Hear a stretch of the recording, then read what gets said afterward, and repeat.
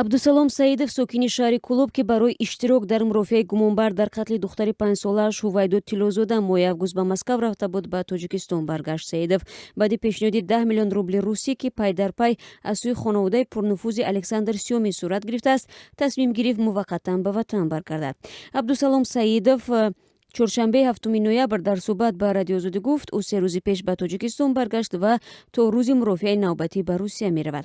Саидов гуфт, хонаводаи пурнуфузи Александр Сёмин ки дар қатли духтараш муттаҳам аст, ба назди ҳамсояҳо омада аввал ба ӯ 6 миллион рубли русӣ пешниҳод карданд то гуноҳро бахшад. Ӯ мегӯяд посухи рад гирифтанд, маротибаи дуюм омада 10 миллион пешниҳод карданд ва ин боис шуд ки бо ҳимоятгараш маслиҳат карда ба Тоҷикистон баргашт то ӯро дигар набинанд. Падари Ҳувайдо Тиллозода дар ҳоле ба Тоҷикистон баргашт ки додгоҳи шаҳри Серпуховаи Подмосковия рӯзи 22 октябр муҳлати ҳабси пешакии Александр Сёмин, гумонбари куштори ваҳшиёнаи тифли тоҷик Ҳувайдо Тиллозодаро барои як моҳи дигар дароз кард. Ин марди муттаҳам дар таҷовуз ва қатли духтари 5-сола то 22 декабр дар боздошт хоҳад буд. Сабаби дароз кардани муҳлати боздошт дар он аст ки муфаттиш гуфтааст, то ба ҳол натиҷаи ташхиси рӯҳии Сёмин омода нашудааст. Аммо вакили мудофиаи оилаи Ҳувайдо Тиллозода мегӯяд, ҳатто дар сурате ки натиҷаи ташхис нишон бидиҳад ки Сёмин рӯҳан солим нест, ӯ аз ҷавобгарӣ озод намешавад.